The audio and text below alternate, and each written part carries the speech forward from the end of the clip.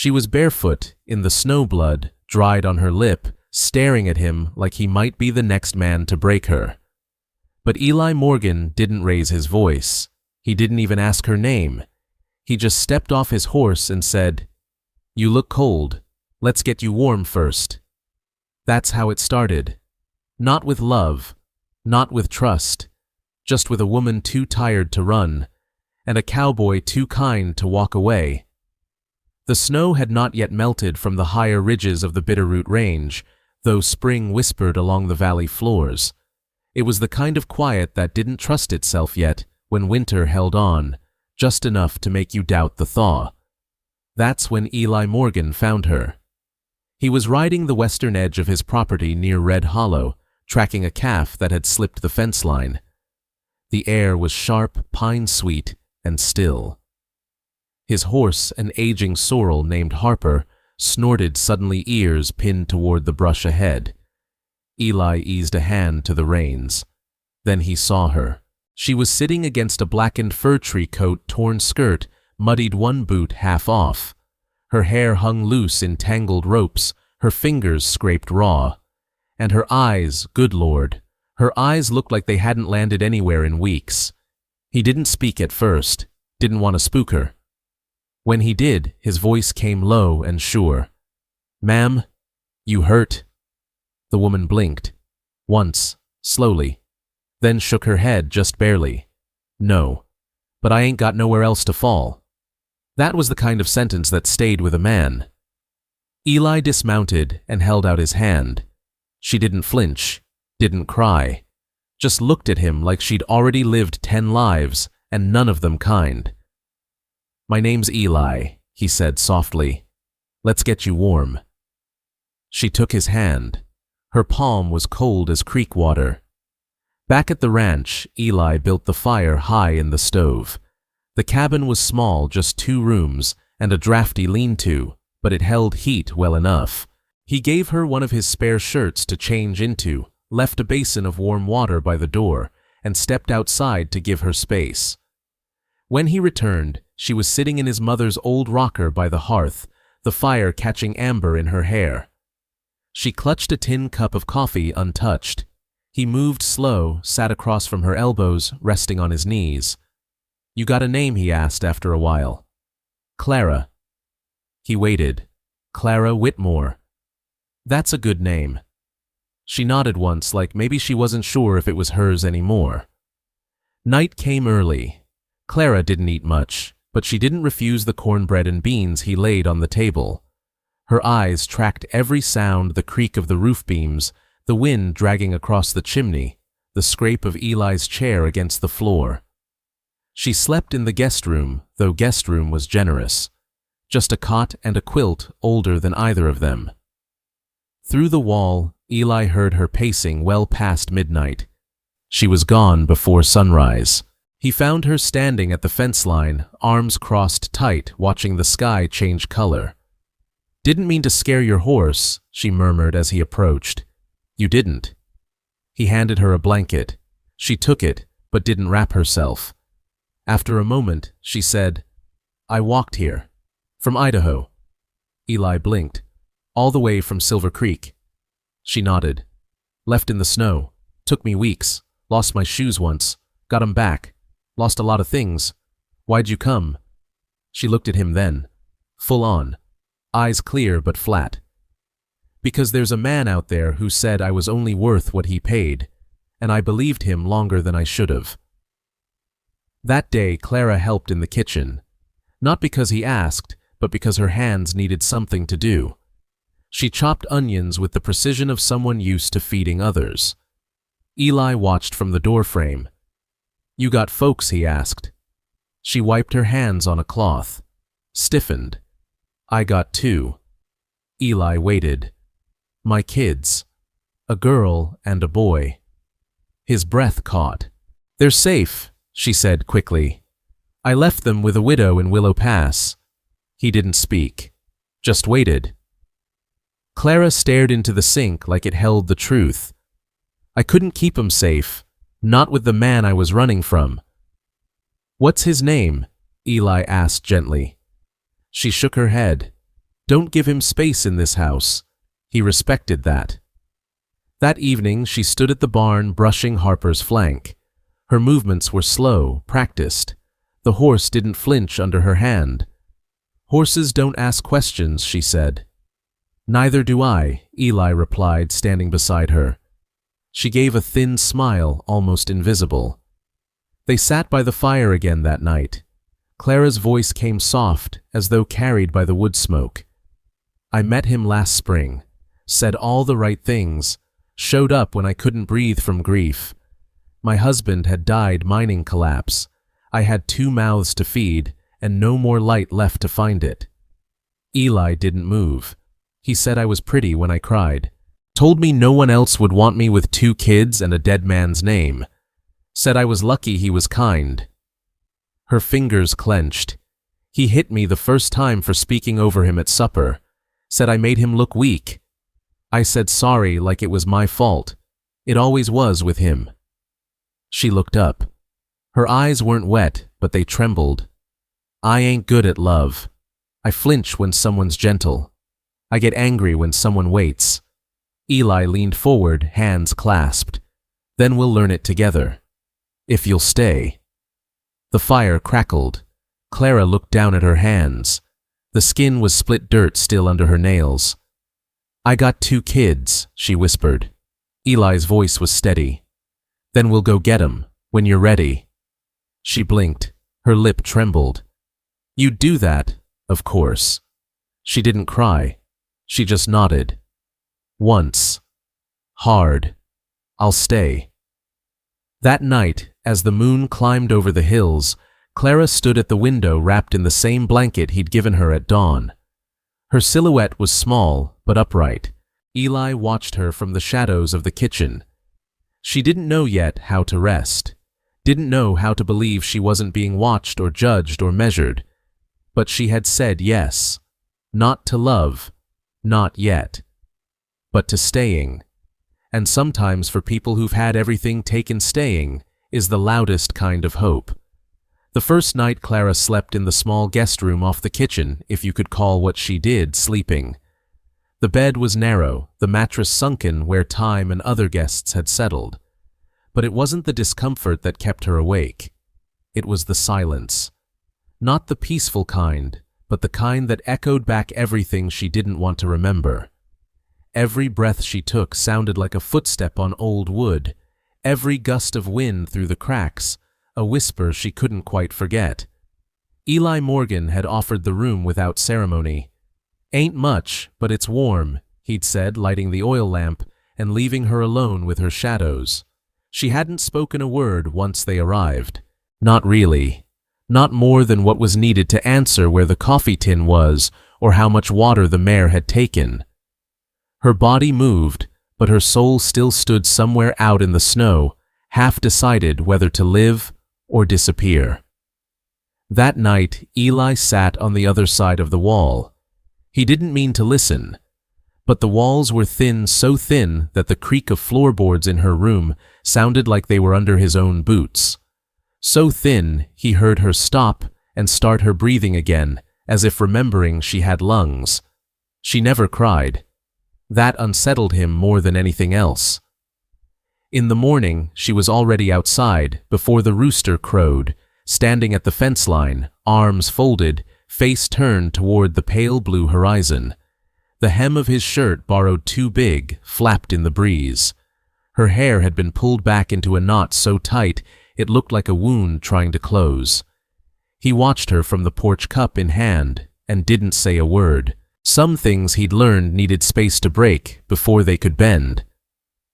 By the 4th day, Clara was making stew in his kitchen. She moved with practiced hands, silent and precise, the way women do when they've had to survive more than cookbooks and Sunday picnics. Eli leaned against the counter, stirring slowly. "You got family?" he asked softly. Her jaw tensed. She didn't answer right away.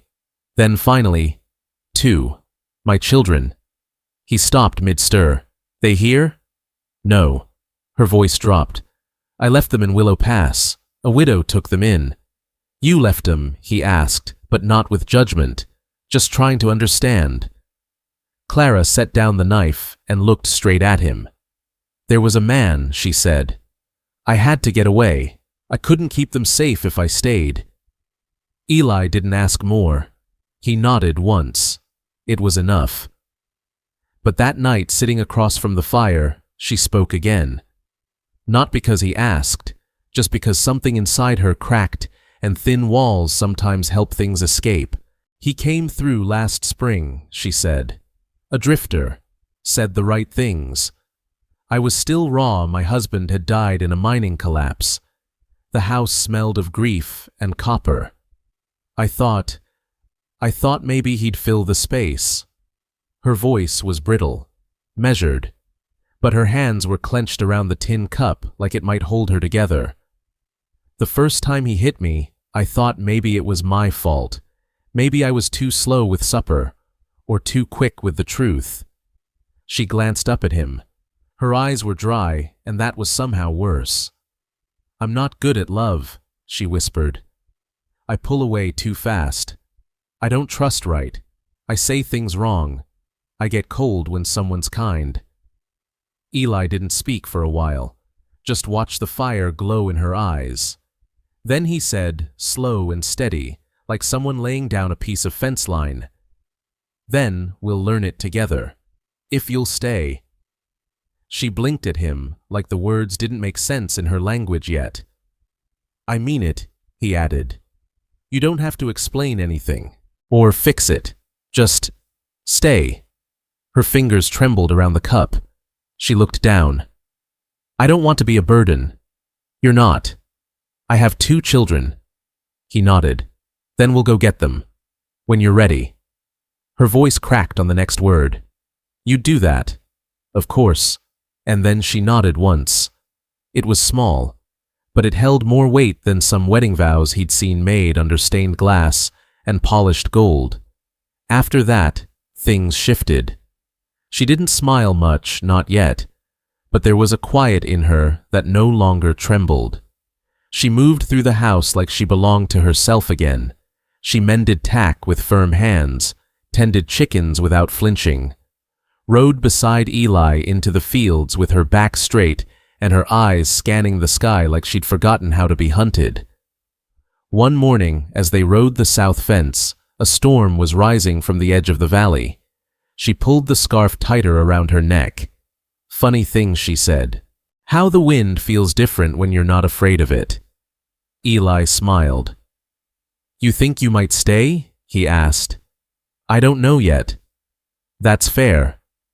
She looked at him, and for the first time there was something in her eyes other than guardedness. Not joy, not trust, but something like the beginning of a spring thaw. Not quite warmth, but the memory of it. That night after supper, Eli lit the fire and sat in his old chair. Clara lingered at the window. He could see her reflection in the glass, her face half shadowed by flame and memory. "My mother used to say," she said without turning, "that some houses talk back to you." He looked up. She said, "The good ones listen. They hold the weight of what you don't say." He nodded slowly. "This one's got thin walls. Can't help but hear." Clara turned to him, and for a breath, her mouth twitched into something close to a smile. "Maybe that's what I needed," she said softly. "A house that listens." Eli leaned forward, arms resting on his knees. "Well," he said then, "I reckon you came to the right place." She didn't say goodnight that evening. She just stood in the doorway of the guest room, a little longer than usual, her hand on the frame eyes, searching the wood, like it might answer a question she hadn't asked yet. Then she stepped inside, and the door closed quiet behind her. Eli sat by the fire until the coals settled and the house exhaled. Through the wall he heard her footsteps cross the floor. And for the first time, he also heard her breath slow. Not because she was holding it in, but because at last she'd let it go. Eli Morgan had learned long ago not to press where the wound still bled. That's why when Clara stopped stirring the stew and went still, elbow resting against the worn pine counter ladle, half submerged, he didn't say a word. He only waited. The fire in the stove crackled soft and steady. Outside, a wind dragged its fingers across the tin roof like someone searching for a way in. Clara set the ladle down. Her hands lingered on the edge of the pot. Her shoulders lifted once then again, as if the weight she carried had shifted. "My children are in Willow Pass," she said quietly, "with a widow named Agnes Harper." Eli glanced up from his seat at the table. He didn't speak, just gave her the space. "I left them there 2 months ago," she continued. "Told them I'd be back soon. Told them—" Her voice cracked, and she swallowed it down like something bitter. "I told them it was just for a little while, that Mama had to find a safe place first." She didn't cry. Clara Whitmore never cried, not in front of anyone. But her voice shook, and that was more than enough. "Susie's 8, she went on. Sharp-eyed. She notices everything, but she pretends not to if she thinks it'll make you feel better. She used to braid my hair in the mornings and hum songs my mama taught me. I think she remembered them better than I ever did." She turned, then facing Eli. Her face was pale but steady. "Benji's 6. Doesn't talk much. Clings to my skirt like he's afraid the floor will open up. After what he saw, maybe he's right." Eli nodded once. "You don't owe me the details, Clara." "No," she said, "but I owe them the truth." She stepped back from the stove, gripping her apron like it was the only thing keeping her upright. "It wasn't just fear that made me leave them," she said. "It was shame. Cole had turned me into a stranger in my own home. And when I finally got the courage to run, I was too worn down to take them far. I wasn't sure I could even keep myself alive. So I chose the coward's road. I handed my babies to a kind widow and said I'd be back before the frost." The words dropped like stones on old wood. "Cole Danner," she said after a long pause, "wasn't always cruel. He started with kindness. That's the trouble with men like him. They draw maps with words, but they're only leading you toward the edge." Eli's jaw tensed slightly, but he said nothing. "He came when I was raw," she said. "Newly widowed. My husband died in a cave-in outside of Silver Creek, left me with 2 small mouths and grief that didn't fit anywhere. Cole saw that hole in me and stepped inside it." She walked slowly to the table and sat across from Eli. "The first time he hit me, I told myself it was the grief talking, that he hadn't meant it, that maybe it was my fault. He cried afterward, promised, said he'd been drinking, said the children just stressed him." She blinked, once her gaze somewhere distant. "But then he broke Benji's toy horse one night on purpose, said boys needed to toughen up. And Susie—" She stopped humming. Just stopped. Like joy had become a dangerous thing to make noise about. Eli leaned back in his chair, letting the silence do what silence sometimes does best, make space. "I didn't leave the day he hit me," Clara said. "I left the day Susie stood between us. There was a long breath between them. I don't expect anyone to understand what kind of woman leaves her children behind," she added. "But I wasn't leaving them. I was circling back. I had to become someone worth coming home to." That was the moment something shifted, not loudly, but like a door inside Eli swung open on silent hinges. He reached across the table and laid his calloused hand over hers. "Just once. We'll ride to Willow Pass," he said simply. "Soon as you say you're ready." Clara's eyes filled, but she didn't blink. "You do that. I don't make promises I can't keep," Eli said. "And I've got the winter wheat in. There's time." Outside, the wind had quieted. The night held its breath. Later, when she lay in the small guest room, Clara stared at the ceiling for hours. She remembered Susie's little fingers wrapping her hair into tight braids, sometimes too tight. "You look like a queen," she'd whisper, proud. And Benji pressing his cheek against her arm, whispering things like, "Don't go, Mama. Just stay here." Stay small. She'd kissed their foreheads that last morning and told them it wouldn't be long. She hadn't meant to lie. She just hadn't known what long would feel like until it bent her back and bruised her bones. At dawn, Eli was already saddling the horses. Clara stood in the doorway of the barn, boots, scuffed scarf tied tight. "Agnes Harper's place is a half-day's ride," he asked, checking the cinch. Clara nodded. "West bend of the creek, past the windmill that doesn't turn anymore." Eli didn't look at her when he said, "We'll bring them back, Clara, if they want to come." She walked to the mare he'd prepared for her, hand brushing the saddle's worn leather. She exhaled softly. "They'll be scared," she said. "And Susie, she might be angry. She'd have a right to be." Eli said. Clara gave a small, bitter laugh.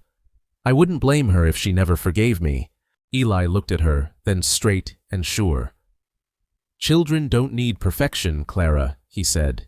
"They just need truth, and someone who stays." She nodded once, throat tight. "I want to be that someone." "Then ride," he said. "Let's go get your babies." And under the rising sun, 2 horses turned toward the road and toward a reckoning long overdue. The horses were saddled before the light touched the edge of the barn roof. Morning in Red Hollow came with a silence that felt like breath held too long. Clara stood beside her mare, one boot resting in the stirrup, the reins trembling slightly in her hand. Eli watched from the fence line, arms folded, letting her have her silence. She didn't speak until she'd mounted. Her voice was steady, but her jaw clenched like someone trying to hold the whole sky inside her throat. "Promise me something," she said. Eli didn't look away from the horizon. "If it's in my hands, I will. If they're scared, if they don't come running, don't take it personal. I left them with nothing but a goodbye and a half-warm quilt. That sort of thing don't mend in a day." He nodded. "Then we'll stay as long as it takes." The road to Willow Pass wasn't marked by signs. It wound like memory, quiet, broken, and full of places that looked the same until you realized they weren't. The trail curled through wind-worn grasslands and brittle pine, the sky above them pale and wide like parchment, waiting for a story to be written. Clara rode ahead most of the morning, her back straight braid tight and eyes unreadable. She didn't speak much, but once as they passed a dry creek bed littered with old mule bones, she said low, almost to herself. "Benji always asked if the stars were holes in heaven. Said maybe that's how his daddy watched us." Eli didn't answer. Some memories weren't meant to be replied to. They were only meant to be heard. By midday, the heat settled in. Dust clung to their boots, to the sweat beating behind Clara's ears. Her breath had grown shallow, but she didn't complain. Not once. When the crooked outline of Willow Pass appeared on the edge of the plain, just a handful of roofs sagging under the weight of weather and time, Clara's fingers curled tighter around the reins. Her voice was barely more than a whisper. "Don't let go of me." "No matter what, I won't," Eli said. They tied the horses at the edge of the property, not wishing to startle the children or the widow who had taken them in. The place looked tired. A swing hung crooked from the porch, squeaking softly in the breeze. Someone had tried to patch the roof with burlap and nails, but the rain had left its stains anyway. Before they reached the steps, a voice rang out. Sharp, cautious. "Clara Whitmore. I wasn't sure I'd ever see you again." Mrs. Agnes Harper stood in the doorway, hands on her hips, apron smudged with flour. Her face was lined like a river map, but her eyes were still sharp enough to cut. "I came for my children," Clara said, her voice stronger now. The older woman didn't move. "They don't ask about you anymore. Figured you were dead, or worse." Clara's breath hitched, but she didn't flinch. "I was worse. But I'm not now." A pause. long enough for something invisible to pass between the two women. Then the screen door creaked open and two small figures appeared behind it. Susie was taller than Clara remembered, her braids longer, her expression older. Benji stood half behind her thumb, curled into his palm like a shield. Clara stepped forward, then stopped. "I don't expect you to come running," she said softly. "But I never stopped loving you. Not once." Susie didn't answer, but her lip trembled. Benji looked up at Eli, then back at his mother. He took a step, then another. "I kept the rock," he said. Clara blinked. "What rock? The green one from the river. You said it was lucky." Her voice cracked. It was. Then Susie moved quick as a breath, and before Clara could kneel, both children were in her arms. She clutched them like they were made of mist and might vanish. Behind her, Eli turned his face slightly, giving them the moment without stealing it. They stayed the night in the back room of Mrs. Harper's house, on a mattress that smelled of old wood and lavender soap. Clara lay between her children, listening to their breathing settle into rhythm. For the first time in months, the weight in her chest loosened. Eli sat near the fire carving something small from a bit of cedar. When Clara looked over, their eyes met. She mouthed, "Thank you." He didn't speak, just gave a nod, quiet and full. At dawn, Mrs. Harper poured coffee that tasted like burnt earth and handed it to Clara with a flat stare. "You got a lot to prove," she said.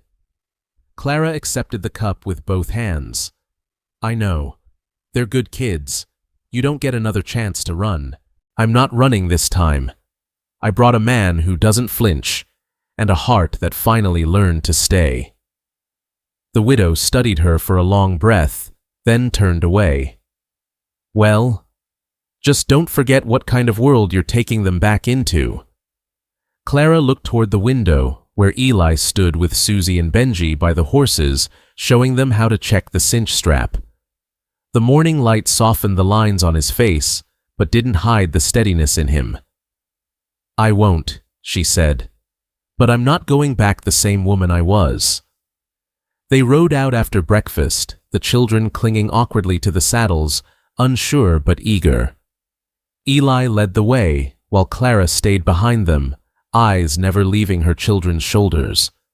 As they crested the ridge and the valley opened before them, Benji turned slightly in his saddle. "Is this home now?" Clara's voice caught in her throat.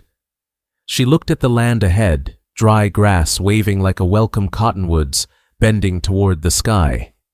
She smiled, faint but certain. "Yes, it is." And for the first time in a long while, the road behind her didn't matter nearly as much as the one she was choosing to walk now. The morning after they returned from Willow Pass, the wind smelled different, less like distance, more like home. Clara rose before the sun and found herself watching her children sleep. Susie curled tight with her thumb tucked under her chin, and Benji arms flung wide as if claiming every inch of safety he could. She didn't cry. The tears had dried somewhere between the dust roads and the memory of Cole's last blow. What remained was quieter than grief, quieter than fear. It was a hum, faint but steady, like the beginning of a song. By the time she stepped outside, Eli Morgan was already splitting kindling behind the barn sleeves rolled to his elbows, face set with that quiet focus of his. He looked up when she crossed the yard, and she didn't smile, but she didn't look away either. "Do they sleep light?" he asked, nodding toward the house. Clara wrapped her shawl tighter. "Deep," she said, like they finally stopped listening for footsteps that meant danger. He didn't respond right away, just set down the hatchet and leaned on the chopping block. "This house," he said, glancing at the narrow frame of his small ranch cabin, was built for one. Maybe two, if they didn't mind knocking elbows. Clara looked at him, then at the slanted roof and the single chimney pipe. "You ever think of building more?" A pause. "That your way of saying I snore?" She laughed short and startled, like the sound didn't quite belong to her yet. No, it's my way of saying they'll need space, if we're to stay through summer. Eli nodded once slow. You mean to stay that long? Clara lowered her eyes. Her voice was quieter now, but not unsure. I'm thinking on it. By afternoon, Eli had pulled out the old plans he kept folded in a tin box beneath the stove. He spread them over the table, while Clara made tea her children outside, gathering dry twigs for the cook fire. I could knock out this back wall, he said, tapping a thick line of pencil. Add 2 small rooms here. Nothing fancy, but doors and windows. I got lumber in the shed. Clara leaned over the paper. Her braid slid over one shoulder loose by the ends. You'd do all that? His answer came without hesitation. You and the young'uns need more room. That's reason enough. Construction began the next morning. It was slow work made slower by Eli's insistence on doing things right, even if right meant spending 2 hours adjusting the angle of a beam so the rain would run off clean. Clara helped where she could, holding boards, sanding edges, measuring by hand, because the tape Eli had was rusted and stiff. She moved with a care that came not from weakness, but from reverence, as if she understood what it meant to build something lasting. The children pitched in too. Benji carried nails in an old coffee tin. Susie brushed sawdust into neat piles with a broom that dragged behind her like a cape, and the house began to change, not just in size, but in spirit. One afternoon, while Eli hammered the last rafter brace into place, Clara leaned against the doorframe watching him work. Her eyes were shaded, unreadable. You ever think about what comes next? She asked. He didn't stop hammering. In what way? If we build that room, if we stay, what does that make us? He paused, then turned toward her, squinting against the sun. I think it makes us something we're still figuring out, he said. But I know I want you here, not just for the children, for you. Clara didn't move, but her breath hitched barely. I don't want to guess anymore, she whispered. If I put down roots here, you best be sure. Eli stepped down from the beam, brushing sawdust from his palms. He looked her in the eye, steady calm, like he was anchoring her with the stillness he carried. I was sure the first day you let me help, he said. Her gaze dropped to her hands, weathered and strong. I ain't good at love, Eli. I get cold in the wrong moments. I forget to say the right things. He took her hand rough against his. Then we'll learn together. It took 12 days to finish. The new room was simple, clean pine boards, windows that caught the late afternoon light, and doors that clicked shut just right. When it was done, Susie wandered in barefoot, testing the floor with cautious joy. It's ours, she asked, her voice small. Clara nodded. Yours and Benji's. The girl smiled, a real one, the kind that settles in the corners of the mouth, like it means to stay.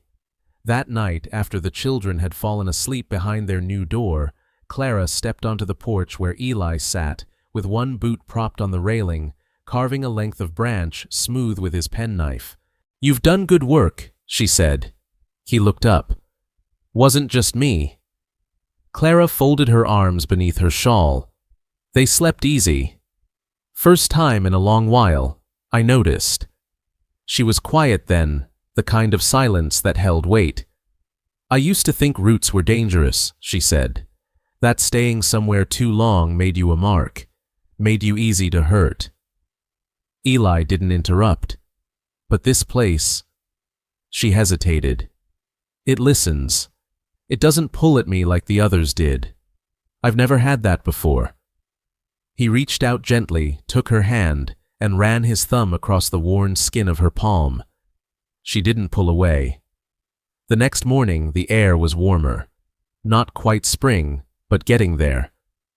Susie laid an old quilt out in the yard, and Clara brought a tin pail of blackberries they'd picked from the bramble past the barn. The three of them, mother, daughter, son, sat cross-legged in the grass, squinting at the sky like it had answers. Eli watched them from the fence line, a hammer still slung in his belt, and something in his chest, something old and quiet, unfolded just enough to breathe again.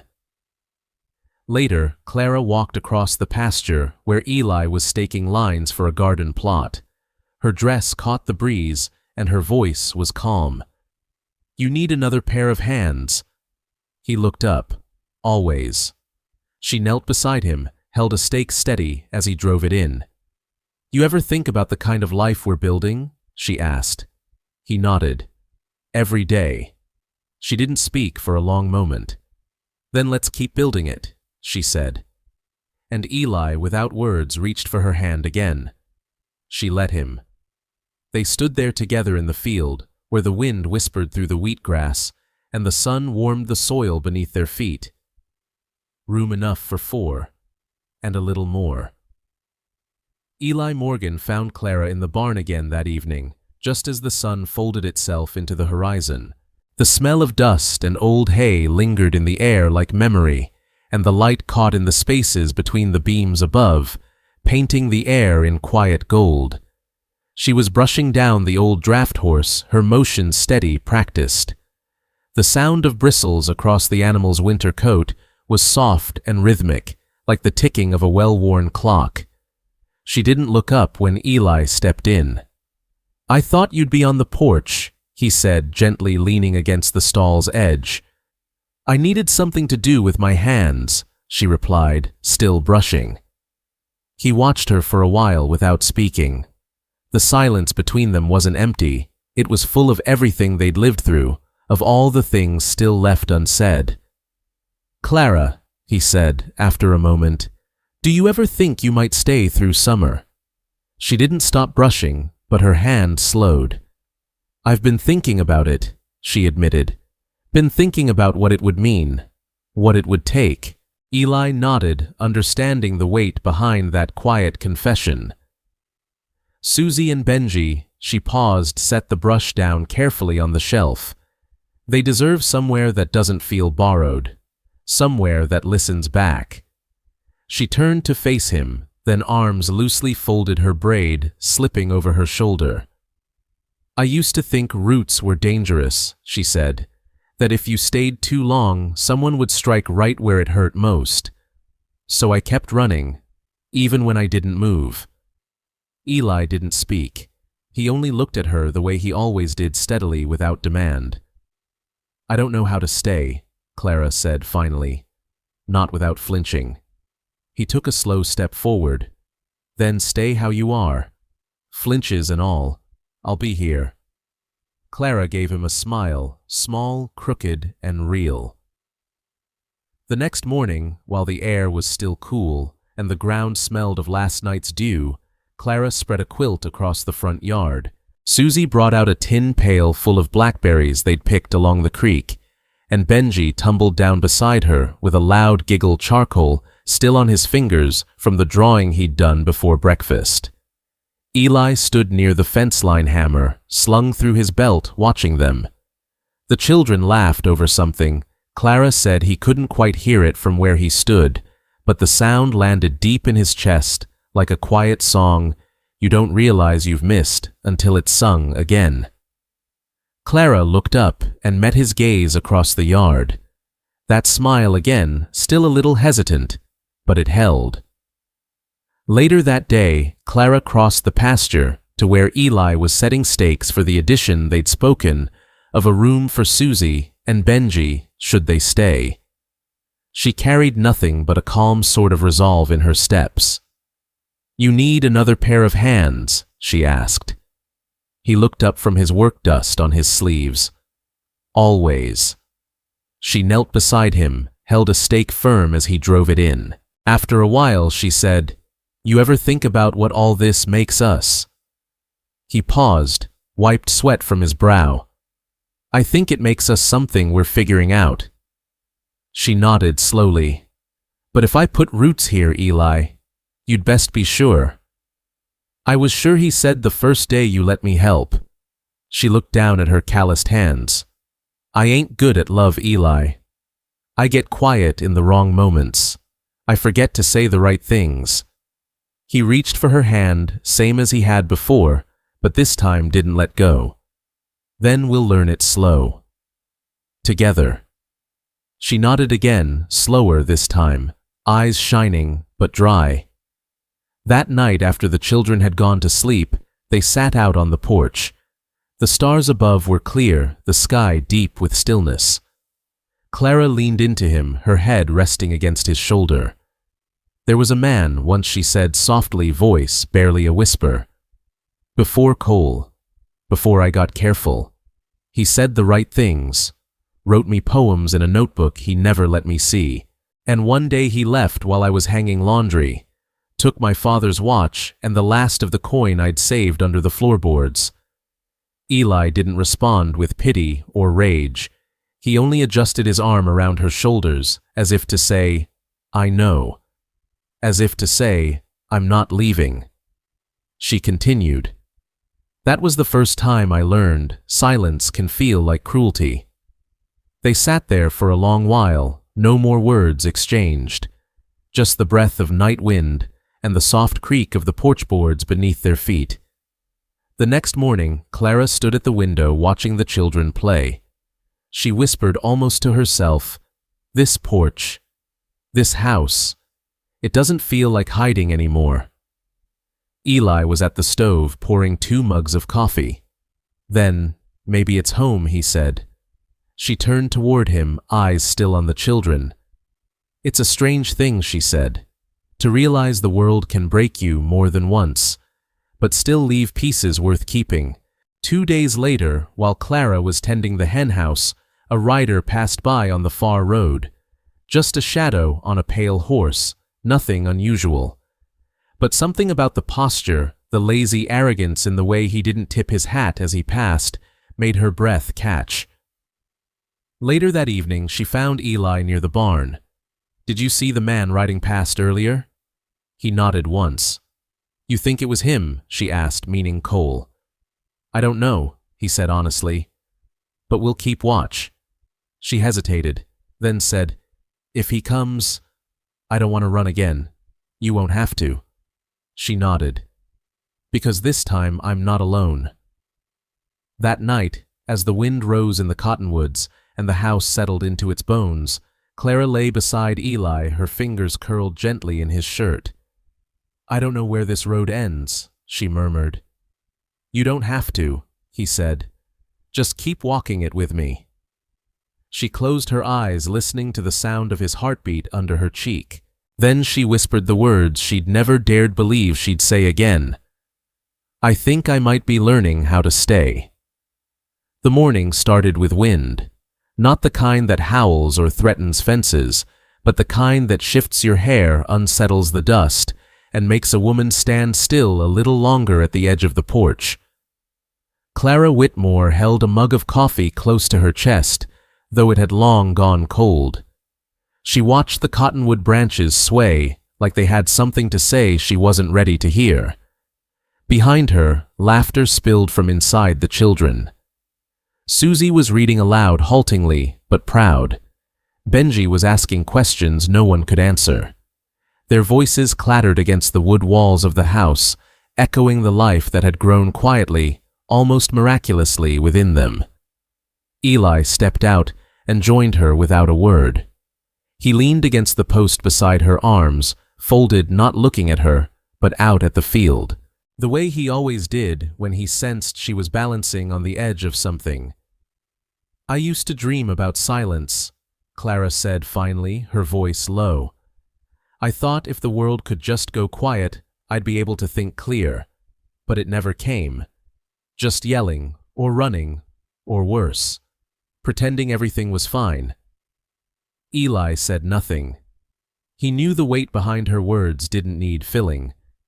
She turned to him, eyes tracing the creases at the corners of his mouth, the places where laughter and disappointment had both left their marks.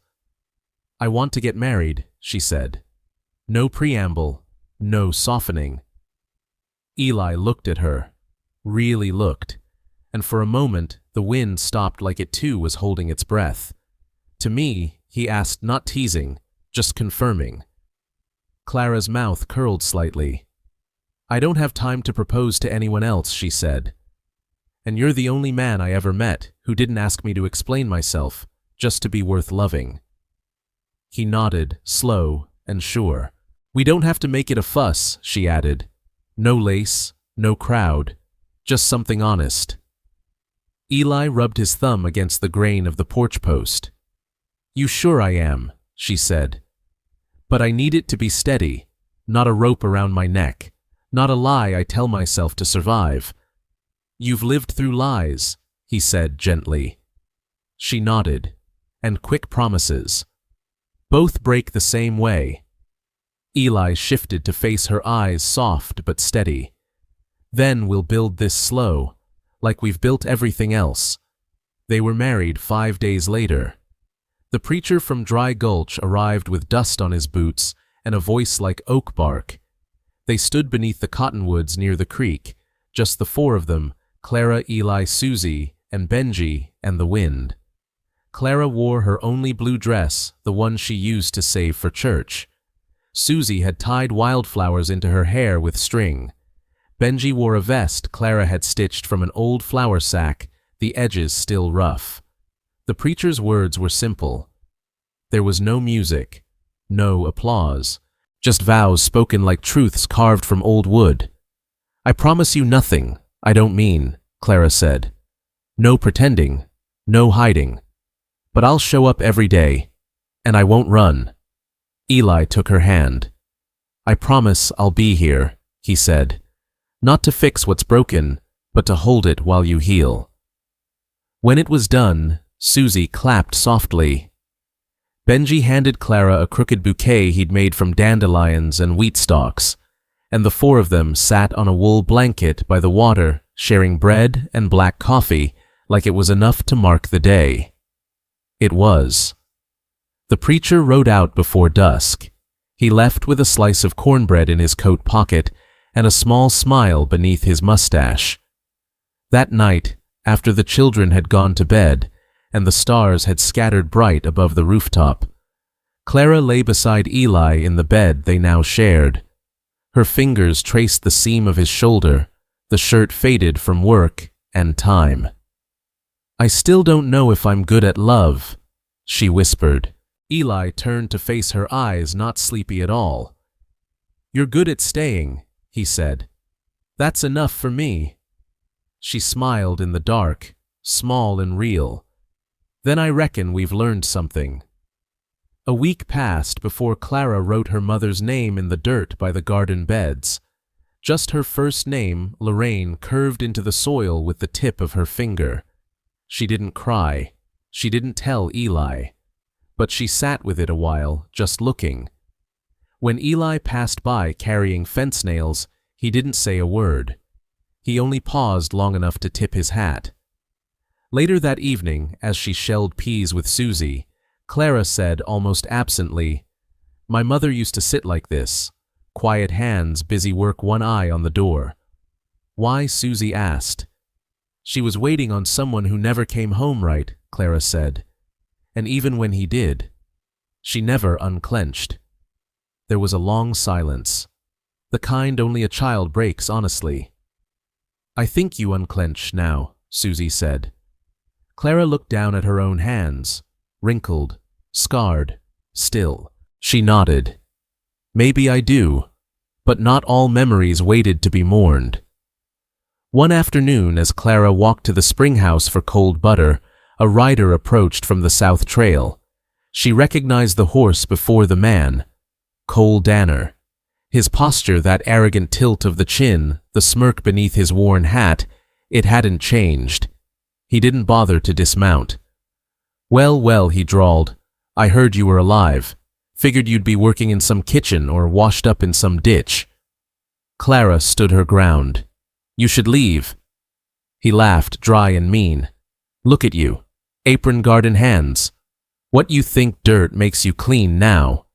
She didn't answer. "I came to collect what's mine," he said, eyes narrowing. "Those kids. You don't get to run off with what I made." Clara's voice when it came was low. Steel wrapped in calm. "You didn't make them. You didn't hold them when they bled, or teach them to speak soft to animals, or kiss their foreheads when they couldn't sleep. You don't know what they smell like after rain. You don't know them." He spat in the dust. "You think this cowboy of yours will protect you? Ain't nobody keeps you safe but yourself." "I know," she said. "That's why I told you to leave." Eli stepped out of the barn behind them. He didn't say a word. He just leaned on the shovel he'd been holding, watching. Not angry, not afraid, just sure. Cole looked between them, laughed once more, but it came hollow. "You'll regret this," he muttered, turning his horse. "No," Clara said as he rode off. "I already regretted you. Now I'm done." That night, after the lamps were blown out and the children slept heavy, Clara sat at the edge of the bed, staring at her boots. "You were quiet," Eli said behind her. "He looked the same," she whispered. "But I didn't feel the same." Eli touched her shoulder. Not to pull her closer, just to let her know she wasn't alone. "I think that's what healing is," he said. "Not forgetting the fire. Just knowing you don't burn the same anymore." Clara nodded, and for the first time in years, her yes was quiet but whole. The first rain came on a Tuesday, unannounced, and sudden, the kind that doesn't whisper, but arrives like truth, sharp, undeniable, and clean. Clara was halfway between the barn and the porch, a tin pail of chicken feed swinging from one hand, her skirts dusted with straw, her boots caked in soil and ash. The clouds had gathered without warning, bloomed like bruises across the sky. Then the world opened up. She stopped in her tracks, blinked as the drops struck her face, cool, sharp, insistent. For a breath, she simply stood there and let the rain soak through her cotton shirt, down the collar of her dress. The sound of it on roof, on dirt, on leaves was thunderous, but what startled her most was the stillness inside herself. She didn't flinch. She didn't run. She smiled. Eli stepped out from the porch just long enough to meet her. He didn't say a word, just took the pail from her hand and nodded toward the house. They moved together, side by side, shoulder to shoulder, soaked through by the time they reached shelter. Inside, the children were sprawled on the floor near the hearth, drawing with bits of charcoal on scraps of brown paper. Susie had drawn a horse with stars for eyes. Benji, always quieter, had drawn one with wings. "Horses don't fly," Susie said, half amused, half scolding. "Mine does," Benji replied, and went back to shading the feathers with the edge of his thumb. Clara paused near the window, her hair dripping down her back in long, dark strands. Rain streaked the glass, blurring the hills into gray and green shadows. Eli handed her a towel. She took it without thanks, without needing to say thanks. That was the nature of things now. "You saying I'm not exciting?" Eli asked as she dried her face. "I'm saying you're steady," Clara said, glancing up at him. "And in this house, that's better." They laughed quietly, a kind of laughter that didn't come from the mouth, but from the chest, where the wounds had been.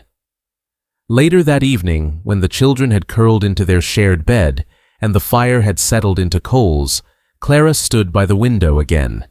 She watched the dark trees sway beneath the stormlight. Her voice, when it came, was low and without preamble. "I had a dream last week." Eli looked up from the tin of tobacco he was packing. "What kind I was back in Willow Pass, with the kids. We were walking by the river, but I wasn't afraid. No shadows, no shouting behind me, just baskets full of apples and the sound of water." He didn't answer right away. He knew the dreams that came with running, knew the ones that never let a body rest even in sleep. "I woke up before we reached the water," she added. "But I remembered it. I never remember dreams." He set the tin aside and leaned forward.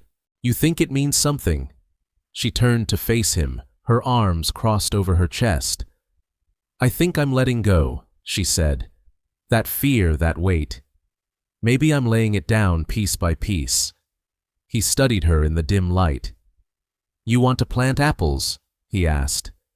That startled a laugh from her, a real one. It danced in the air like a flame refusing to go out. You think I can grow a whole orchard?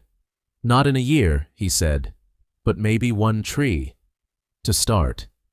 She stepped toward him, leaned a hip against the table. You always say yes this easy. No, he said, just with you. She looked down at her hands. The lines were deep, her knuckles scarred. Proof of labor, of survival, of staying. I never thought I'd be able to raise them anywhere decent again. I thought we'd always be passing through. You're not, Eli said. You're home. She looked up then, held his gaze like someone daring the wind not to change. Say that again.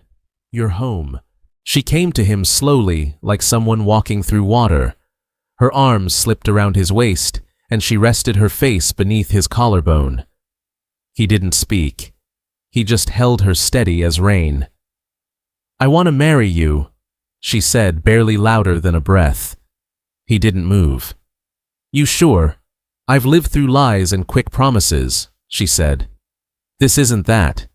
He nodded once. Then I want that too. Plain and quiet. No fuss. I've had enough of fuss, she whispered and smiled into his chest. They were married 5 days later under the cottonwoods by the creek. Just the preacher from Dry Gulch, Eli, Clara, and the children. Susie picked wildflowers for her mother's hair. Benji wore a vest made from an old feed sack Clara had sewn up, neat as Sunday. Clara didn't cry. She stood with Eli, her jaw steady, her eyes sure. When the preacher asked if she'd stay, she answered with a nod that said more than words ever could. After the vows, they shared bread and hot coffee on a wool blanket. The preacher said, Grace then rode back out before dusk. That night, after the children were asleep, Clara lay beside Eli in the bed they now shared. The lantern burned low, casting golden waves across the quilt she had pieced together in winter. She traced the seam along his shoulder with her fingertip. I still don't know if I'm good at love, she whispered. Eli kissed her hand. You're good at staying. That's enough for me. She smiled into the dark. Then, I reckon we've learned something. The rain softened by morning, leaving behind the scent of sage and soil. Outside, the land glistened with promise. Inside, 2 children woke to laughter in the kitchen, real laughter, and a woman humming while she stirred the pot. Clara didn't dream of running that night, and when the wind pressed gently against the window, she didn't flinch. She just turned in the bed, reached for Eli's hand, and held on. Just long enough to remember she wasn't alone anymore. The wind carried the smell of earth and old wood smoke as Clara Whitmore knelt by the garden rose, her palms caked in soil, her back damp with morning sweat. The squash vines curled at her side like green questions, some already heavy with promise. She moved with quiet certainty, pressing her thumb into the base of each leaf, checking for beetles. Her breath slowed in rhythm, with the soil deep, steady, and almost sacred. She didn't look up when Eli walked down from the ridge, a rifle slung loose across his back, dust rising around his boots like a slow exhale. You planning to shoot the cabbage? She asked without turning, shading her eyes from the rising sun. He crouched beside her without answering and held out a parcel wrapped in oilcloth. Not large, but carefully tied. Clara wiped her hands on her apron before taking it. She undid the knots with a precision that betrayed something tender behind it, something she no longer feared showing. Inside was a set of bone-handled carving knives, familiar and yet impossible. I saw you eye them at the mercantile last month. He said, his voice soft like creek water. You didn't say a word, but I remembered. She held one up to the light. The blade was clean, curved like a petal, polished as if it had waited for her hands. "You think I need more reasons to love you?" she asked, almost smiling. "You're the one who said we'd learn it slow," he replied, brushing a bit of earth from her sleeve. "Well," she said, tucking the knife gently back in the cloth, "I'm learning fast today." That evening, Clara stood over the kitchen counter, slicing onions and dried venison with a kind of reverence. The blade moved like breath through cotton, smooth and assured. Susie helped wash carrots in the basin, while Benji, perched on a stool too high for his legs, counted each clove of garlic with solemn purpose. 4, he whispered. 5. Maybe 6. Too much, and it'll bite, Clara murmured, brushing his hair from his eyes. But just enough, and it keeps the heart strong. After supper, the children ran out to chase fireflies between the cottonwoods. Clara and Eli stayed behind their bowls, still warm in their hands, the scent of sage drifting in from the hills. "Russ found a feather this morning," Clara said after a while, her voice like smoke curling from a candle. "Called it a crow's. Said it means we're protected." Eli glanced toward the barn where Benji had tied it to a post with string. He might be right. "They're less afraid now," she added. Susie laughs again. Benji doesn't flinch at the wind. He nodded. "They believe this life will hold." Clara set her bowl aside and folded her hands. "I made my choice when I asked to stay," she said. "But it's the days after that matter." Eli reached out and laced his fingers through hers. "I'll keep being worth it," he said. That fall, the garden gave more than expected. Clara canned tomatoes and pickled beets, laid corn out on twine to dry. The root cellar filled like a promise fulfilled. Susie labeled jars with wax-sealed paper, while Benji built tiny forts from the crates, mumbling battle cries only he understood. Most mornings, Eli rose before light to split kindling while Clara checked the henhouse. When she came back in cheeks pink from the cold, he'd hand her a cup of coffee without a word, the way a man offers something precious without ceremony. Then one morning, she lingered in the doorway, her eyes following the slow sweep of sunlight across the floor. "I want to teach Susie her letters," she said, "and Benji too when he's ready." She looked down, embarrassed. "I can write some, enough to get by. But if we can do more for them—" Eli nodded, pulling on his boots. "I'll ask the traveling teacher when he comes through," he said. "Maybe he'll leave us a primer." She crossed the room and laid her hand against his chest.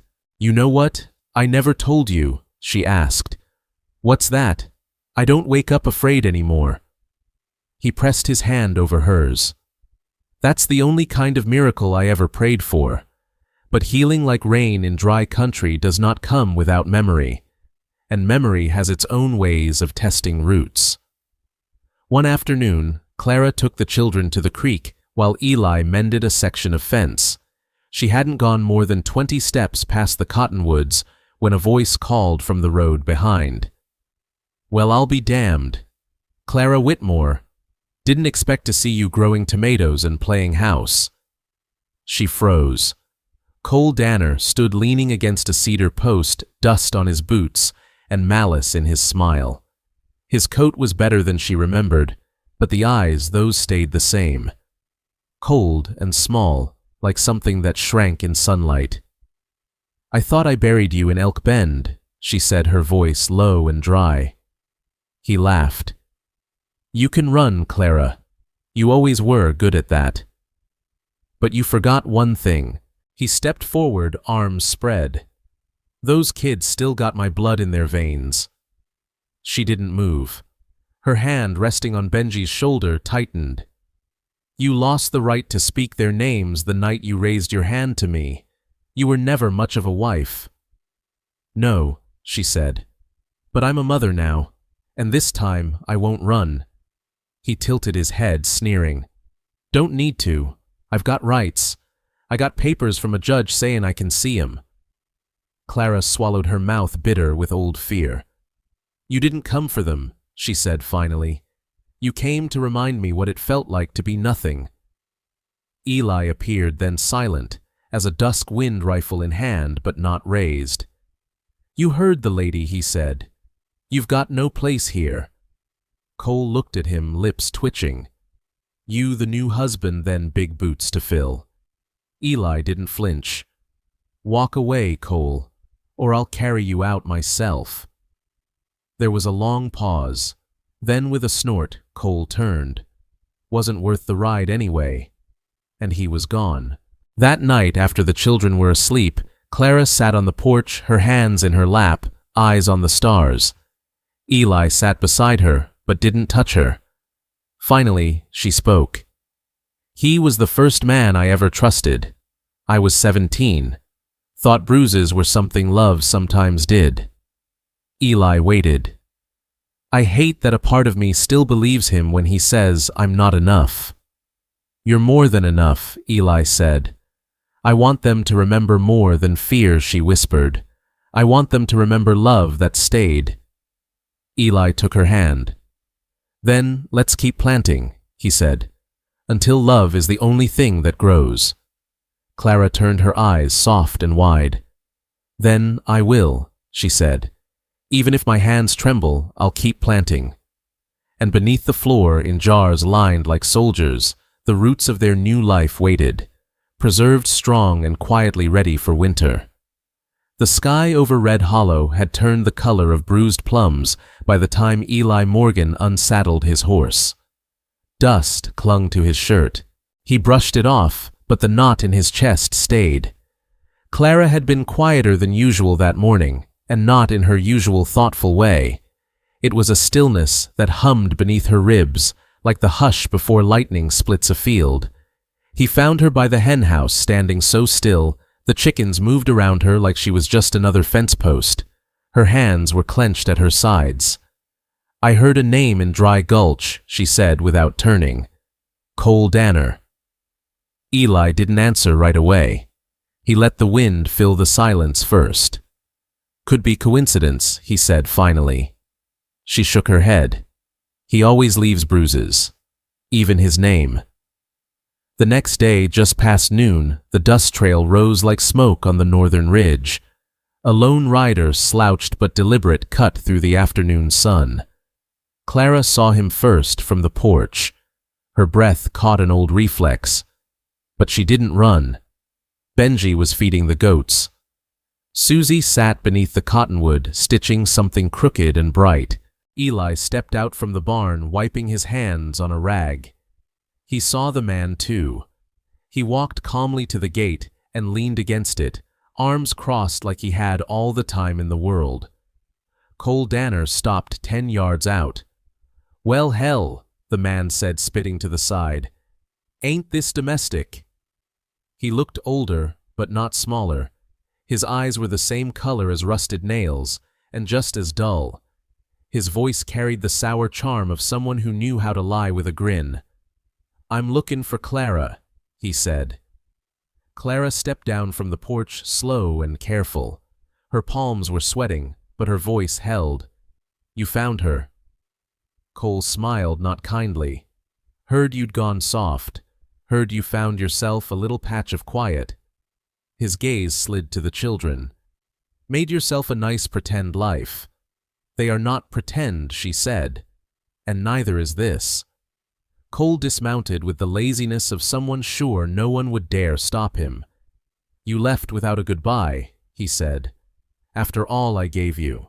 You gave me fear, Clara answered. You gave me nights I had to lie to my children so they wouldn't hear me cry. He scoffed. You were nothing but a widow with empty hands. I gave you food. A roof. You think any man would have looked twice. You didn't give, Cole, she said. You took. Eli's voice cut in, calm but carved from stone. You're not welcome here. Cole tilted his head. And who are you supposed to be? The knight in dusty denim. Eli didn't rise to it. Doesn't matter. She doesn't want you here. She's mine, Cole said.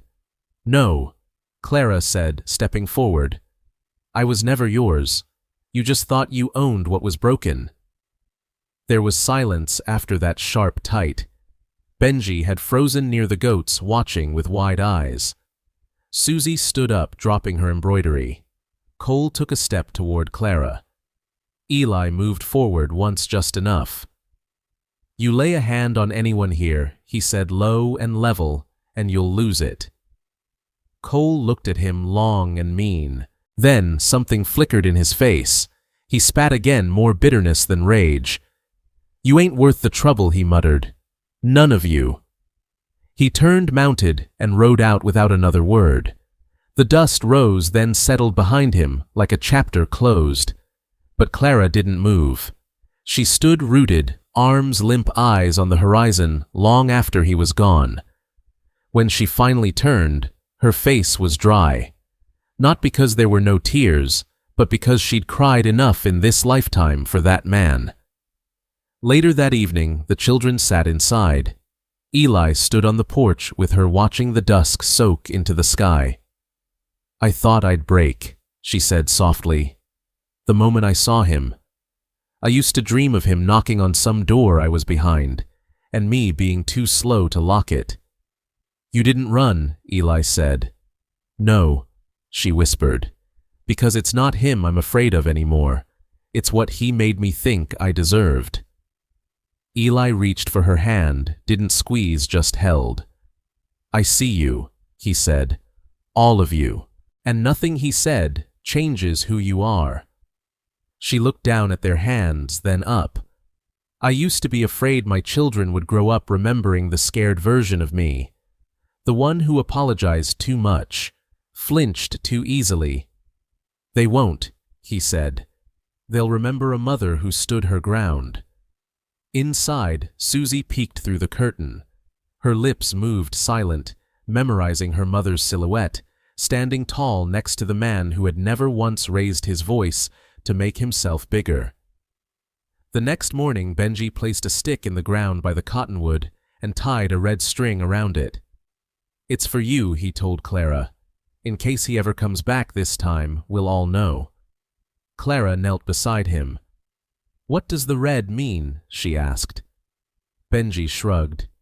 Danger, I think. But also, don't forget.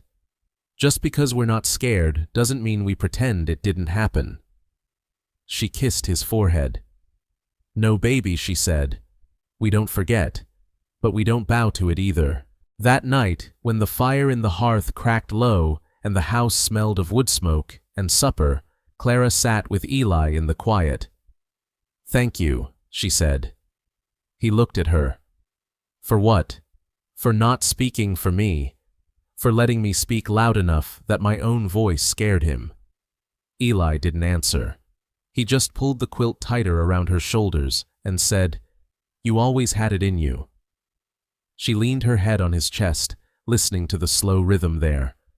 The past had come riding all teeth and dust, but it had found no welcome, and when it turned back toward the hills, it left behind something stronger than fear. A woman who no longer needed to run because she had already returned to herself. The air was heavy that morning, like the sky was holding its breath. Clara stood on the porch of the ranch house with her hands gripping the railing, the wood smooth from years of sun and storms. Out beyond the pasture, Eli Morgan was stringing wire steady as ever, though even from this distance she could see something different in the set of his shoulders, like he too had sensed what was coming. Benji and Susie were down by the chicken coop, arguing softly about which hen laid the blue speckled eggs. Innocent voices, a sound that for Clara had become a kind of hymn, fragile, hopeful, almost holy. Then came the dust. It rose like a snake's warning from the bend in the road, a single rider carving silence into noise. The world seemed to narrow. Her grip tightened, the boards creaked under her weight. She didn't have to see his face to know who it was. Cole Danner hadn't changed much. He still rode like the world owed him something and wore cruelty like a second skin.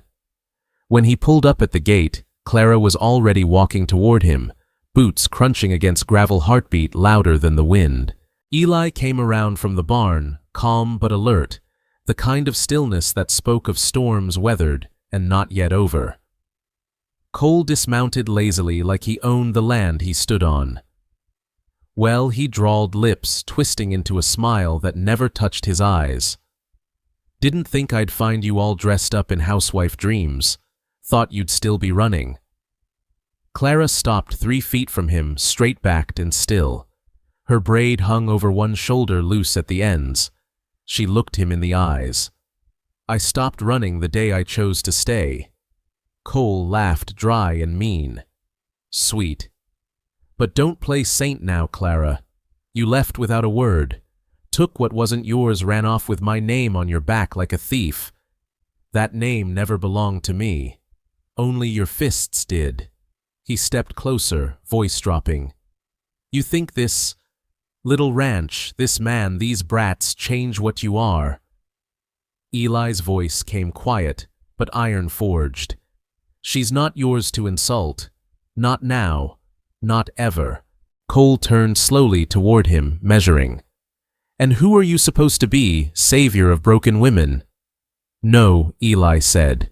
Just the man who stood still, long enough for her to trust again. There was a long pause. Cole's eyes shifted between them. Clara breathing evenly now, chin high. Eli hands empty, but ready. Cole looked past them, saw Benji and Susie standing halfway to the porch. Susie's arms were around her brother's shoulders. They weren't crying, just watching. Still. He scoffed. So this is what you built? A shack and some scraps for love, they'll see through it. Eventually, they always do. Clara took a step forward, voice level. I built peace here, Cole. With soil and sweat, with people who don't raise their hands in anger. You don't belong here. He tilted his head. I came for what's mine. They're not yours. I'm talking about you. Her jaw clenched. Then you're too late. Cole's grin cracked. You're still the same Clara. Proud. Foolish. Weak where it counts. And Clara, God help her, didn't flinch. I used to believe that, she said softly. But weakness doesn't plant gardens. It doesn't teach children to read or face nightmares in daylight. Weakness runs. And I'm still here. Something in her voice made him blink. For the first time, Cole looked uncertain. I should drag you back, he muttered. Make you remember what you owe. Eli stepped forward. If you raise a hand toward her, you'll find out what the ground tastes like. Clara held up one hand. No. Let him hear it from me. She stepped so close Cole could smell the wind in her hair, the soap she made with rosemary. I don't hate you, Cole. That would still mean I carry you. He sneered. You carry me every time you look in a mirror. She nodded, not arguing. I carry scars, yes, but they've taught me how to live soft without breaking. Then she said it, quiet, sure, devastating. And I forgive you. Cole froze. What I forgive you, she repeated, voice trembling but unshaken. Not because you deserve it, but because I do. Eli exhaled. Somewhere behind them, a rooster crowed into the silence. Clara turned to her children. Inside now, she called. Go check the stew. They obeyed, but not before Susie glanced once, just once, at Cole, her gaze older than her years. He looked away. Clara faced him again. You can leave now. And he did, without a word. He mounted his horse with a grunt and rode off down the same road he came, leaving dust but no shadow behind. That evening the house felt different. Not lighter, not yet, but clearer. Like something long haunting had been named, and in naming had lost its power. Eli found Clara out by the fence line, the same spot where she'd watched the storm roll in weeks ago. Was it enough? He asked. She didn't answer right away. Her eyes followed the fading trail in the distance, then settled on the house where firelight glowed behind the curtains. "Yes," she said. "I think I've been waiting years to say those words, and now I don't need to say them again." Eli stood beside her, silent. Then gently he took her hand. It was calloused and warm, steady, and this time she didn't let go. The first apple tree bloomed the spring Susie turned 9. It wasn't much, just 3 pale blossoms that clung to a crooked branch like soft hands, but Clara stood staring at it like it was a hymn only she could hear.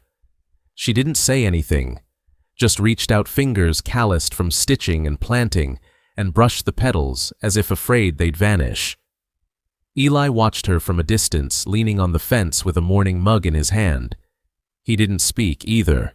Some things were too holy to name out loud.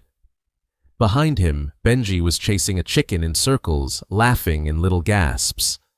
Susie sat cross-legged on the porch, pencil in hand, practicing her looping S's on butcher paper. The air smelled like warm earth and last night's rain.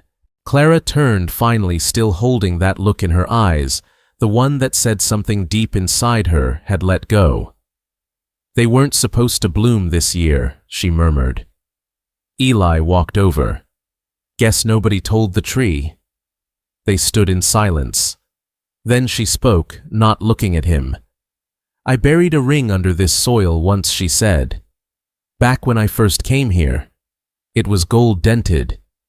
He gave it to me with a bruise on my cheek." Eli didn't answer. He didn't need to. "I thought if I planted it deep enough, maybe it'd grow into something better," she continued. "Didn't expect apples." He reached for her hand. She let him take it. "You didn't bury a ring," he said softly. "You buried the lie it came with." Clara let out a sound that was part sigh, part breathless laugh. That summer the garden gave more than it ever had.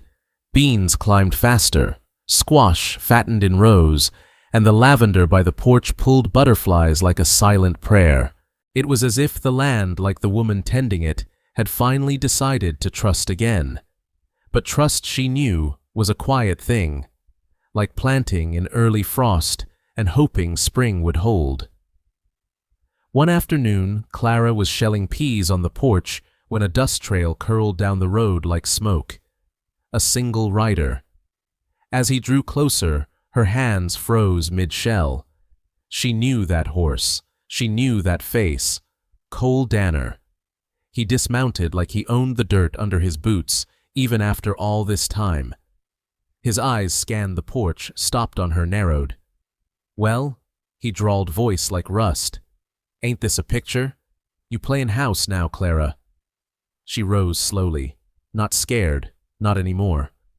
"I have a home now," she said, "and I don't owe you anything." Cole laughed, dry and sharp. "You think scrubbing floors for a ranch hand makes you righteous? You think hiding your name behind a fence means the past don't remember you?" Eli stepped out, then, hammer still in hand, dirt on his shirt. "Ride on," he said, voice calm but cold. Cole turned toward him, smile tightening. "So this is the one who picked up the pieces. The noble stray. You look like a man who's never been lied to." Eli didn't flinch.